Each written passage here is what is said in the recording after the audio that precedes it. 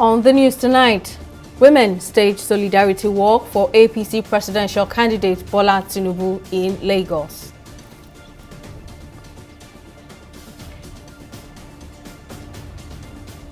Ebonyi State Governor David Umahi says APC will win in his state.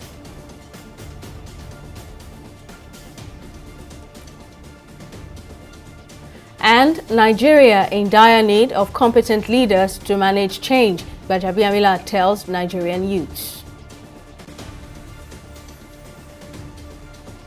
Many thanks for joining us on News Now. I am Simisola Adigun.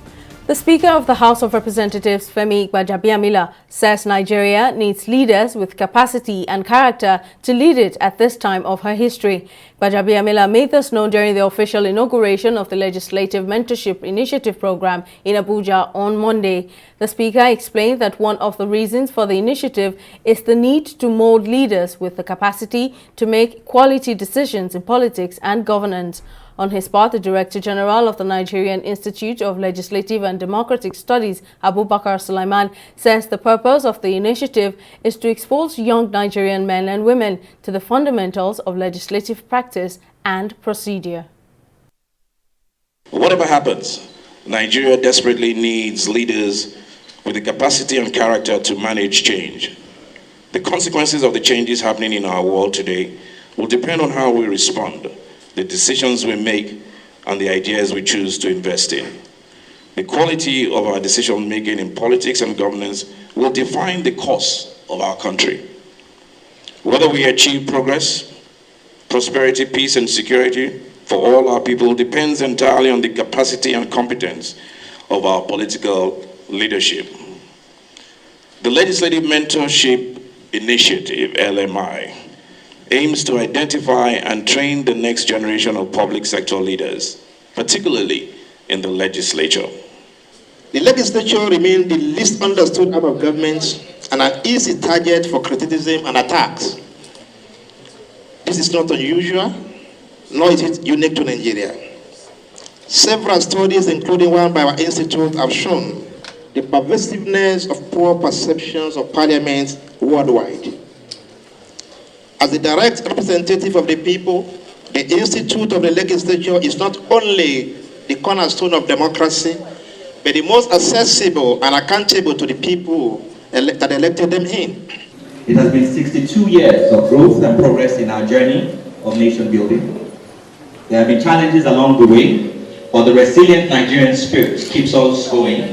And in this room, our hope for a better future is embodied in the amazing young people who have stood up to be counted as potential leaders for a better Nigeria.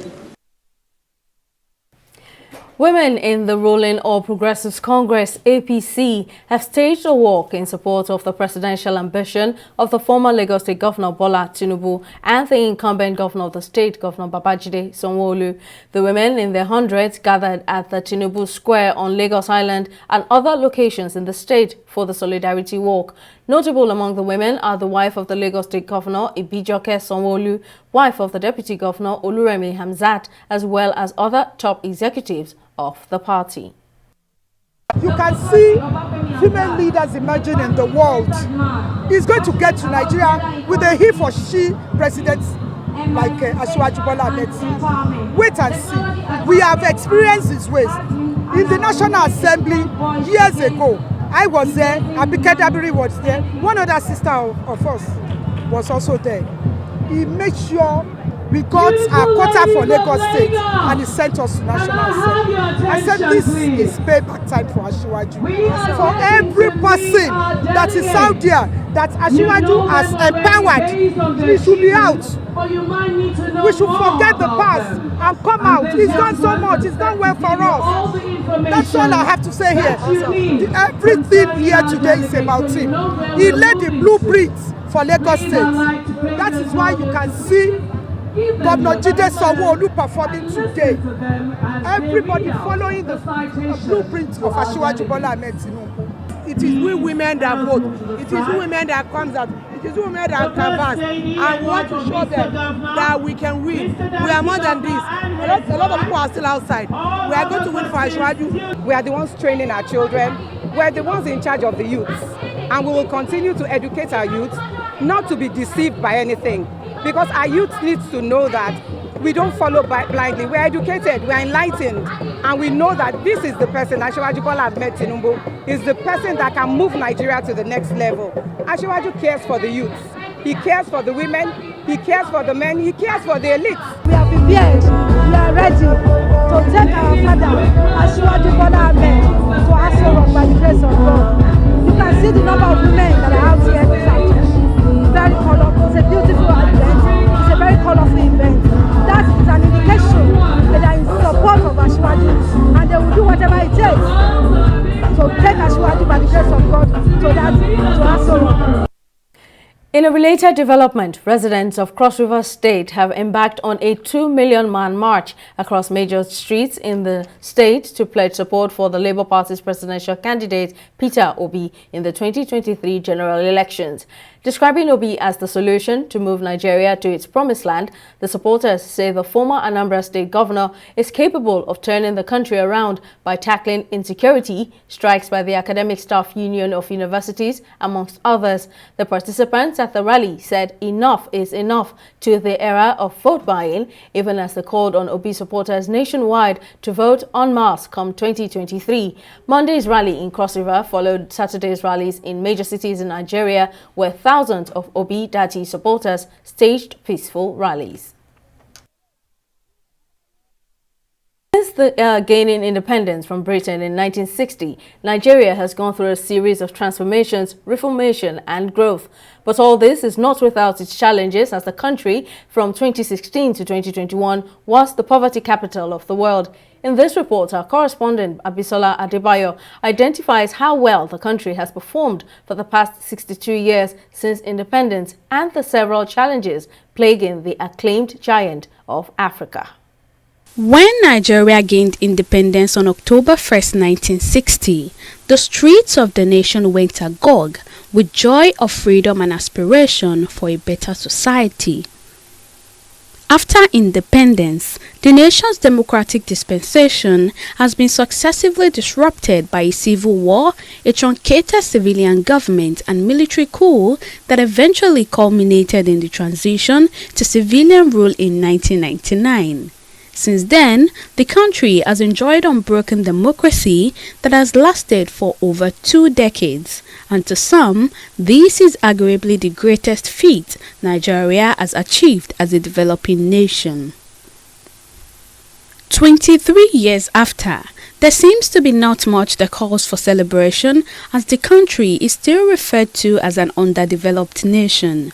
Nigeria's underdevelopment as a country has visibly manifested in different ways, posing numerous challenges to its over 200 million population. Once referred to as the giant of Africa, Nigeria is currently wallowing in debt, with its public debt profile currently standing at over 40 trillion naira.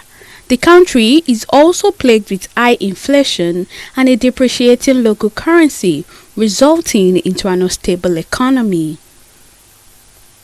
The last line of the country's national anthem says, "To build a nation where peace and justice shall reign." But the country's current reality is far from it, as Nigeria is still struggling with the issue of security, which includes the decade-long battle with terrorists and most recently kidnapping for ransom. This year's Independence Day celebration also comes amid a lingering strike action by the Academic Staff Union of Universities (ASU). Every attempt so far to resolve the crisis has ended in a fiasco, with the lecturers accusing the government of playing the ostrich and continuously dribbling them. The situation has resulted into Nigeria's public universities being shut for over 7 months and massive emigration of Nigerian students, popularly called Japa. Although Nigerians look up to the leaders for a better situation, governance and focused leadership have never been the country's high points, with different administrations promising much but delivering little. Despite the challenges, There are hopes that the forthcoming 2023 general election offers the country and its people an opportunity for a reset, a new beginning, and a process and campaign to cover lost grounds for the country. Abisola Adebayo, TV360 News. Still in politics, Governor of Ebonyi State David Umahi says the People's Democratic Party has no structure in his state. Speaking during a television interview, Umahi said the major opposition party cannot be considered in the political reality of the state.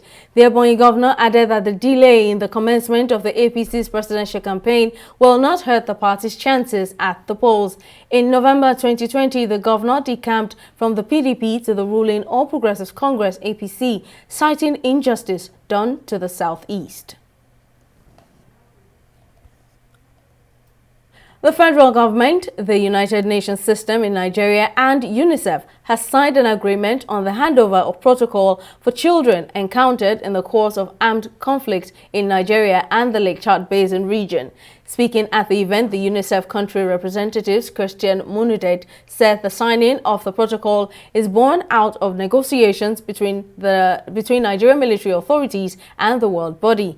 On his part, the Minister of Foreign Affairs, Geoffrey Onyema, explained that the adoption of the Child Rights Act 2013 and the formal signing of the protocol between Nigeria and UNICEF was to ensure the protection of the rights of children and other vulnerable groups in Nigeria. All these efforts really made possible the unconditional release of children encountered during military operations. So thank you. UNICEF is encouraged by all the actions taken by the federal government of Nigeria and the Nigerian military to ensure the protection of children allegedly associated with armed groups encountered during military and security operations in the northeast Nigeria. But let us put this with a child face. So UNICEF is particularly pleased with the release of 2,677 children, of which 887 were girls, and this release was done by the military to the Borno state government since 2016. The role of handover protocol as a practical tool is to avoid military detention of children, ensure their rehabilitation, reintegration, and protect their rights. At this point, let me assure you all that the Nigerian government is fully committed to achieving all that have been mentioned above, and also to create an enabling atmosphere for the children to have a better future. We wish to also state that the prevention of armed conflicts and their consequential adversities is the best way to manage and improve the lives of children in war and also children as victims. We'll take a break here. What's still to come? Al-Shabaab co-founder killed in airstrike, says Somali government. Details of this story and more right after this break.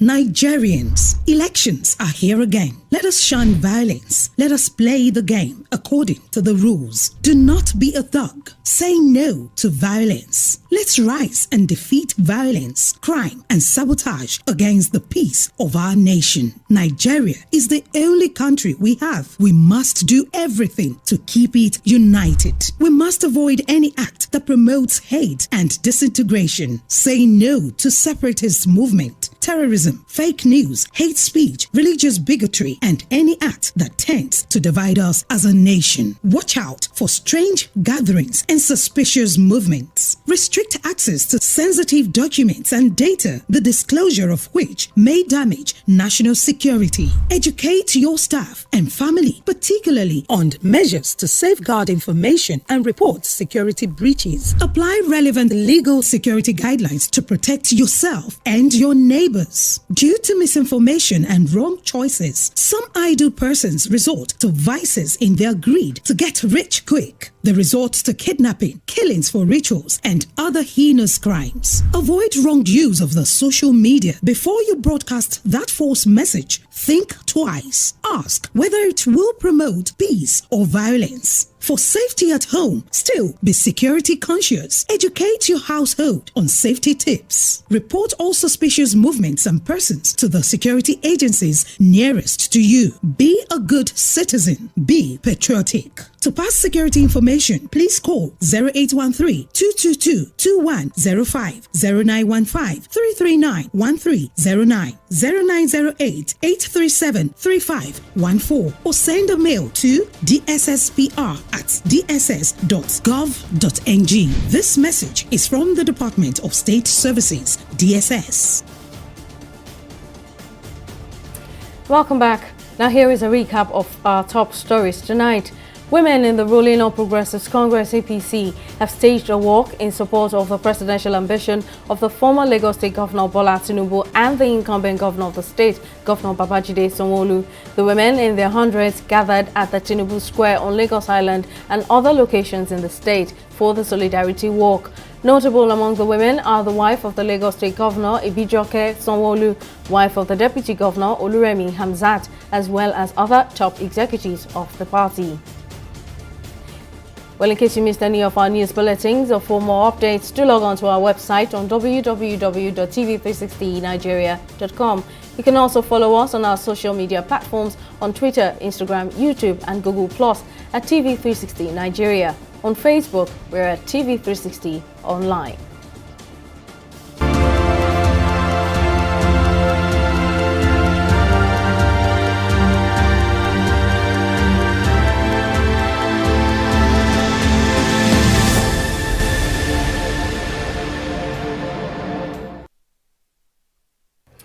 After a summer of calm, COVID-19 cases are back on the rise in parts of Europe, with the UK experiencing a rise in hospitalizations. According to the British health leaders, every hospital in the UK is currently under significant pressure as a new COVID-19 surge is proving to be a very heavy straw on the camel's back. Last week, some 8 hospitals declared a critical accident, cancelled operations, or even asked patients not to come to A&E unless seriously ill. Medical experts in Hong Kong have suggested authorities should scrap its 4-person cap on public gatherings and focus COVID-19 measures on preventing cases with severe conditions as the city nears the 1,000th day of its battle against the pandemic. The city on Monday recorded 3,529 COVID-19 infections, including 343 imported ones and 3 additional deaths. This brings the overall tally to 1,776,409 cases and 10,176 fatalities. We'll take another break here and return with more stories in business. Do stay with us.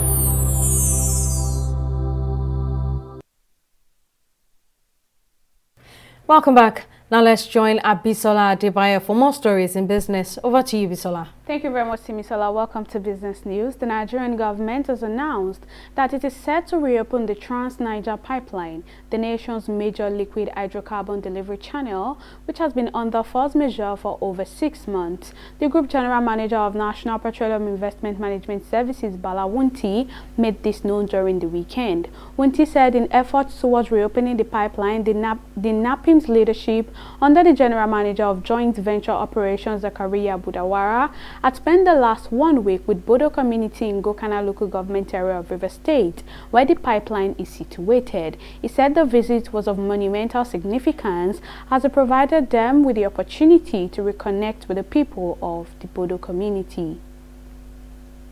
Meanwhile, the Minister of Aviation, Adi Sirika, says the country may consider buying the newly certified C919 passenger jet in China as an additional aircraft for the national carrier Nigeria Air. Sirika disclosed this during the weekend on the sidelines of the United Nations Aviation Agency's Triennial Assembly in Montreal in Canada.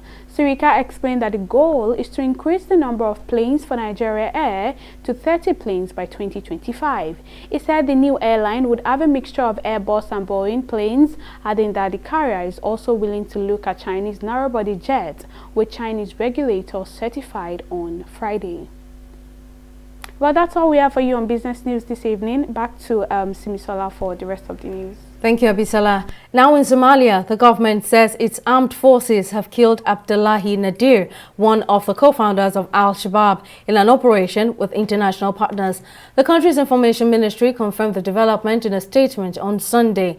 The Somali government said the operation that killed Nadir was conducted on Saturday. Al-Shabaab, an Arabic word which means youth movement, is an Islamic fundamentalist insurgent group based in Somalia. Well, it's now time for entertainment reports on News Now.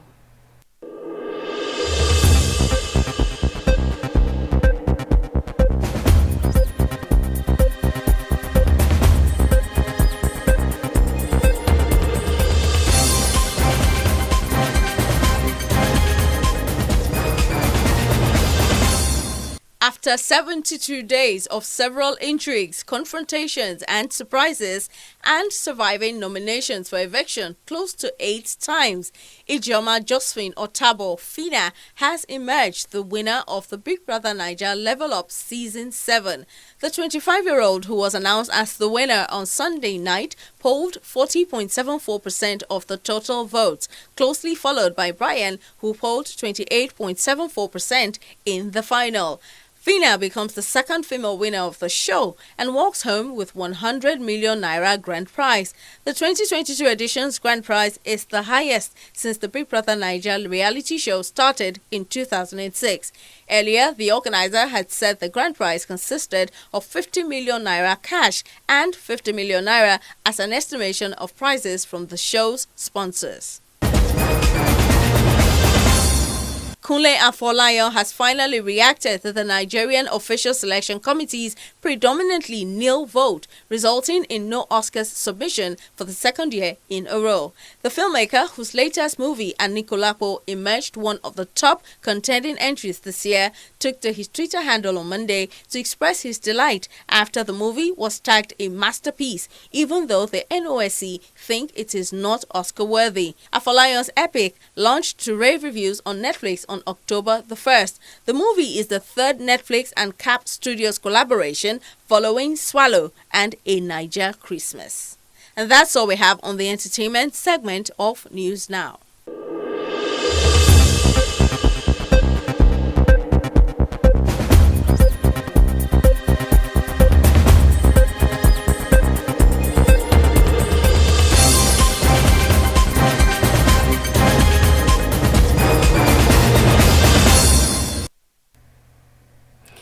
Anthony Joshua's promoter Eddie Hearn is getting blamed for the stall in negotiations for the Tyson Fury versus Joshua British showdown. Hearn stands accused of employing delayed tactics by holding onto the contract after revision by Bob Arum, who looks after Fury's United States interest after the Gypsy Kings promoter Frank Warren, did likewise over the weekend. Arum was quick to point out that Joshua is Matchroom Boxing's most valuable asset and another loss for the former two-time world champion would be career-ending. However, the Hall of Fame didn't send any claims or accusations towards the British Nigerian, only hearing. Well, that's our package this evening. Many thanks for watching. I am Simisola Adigun. Bye for now.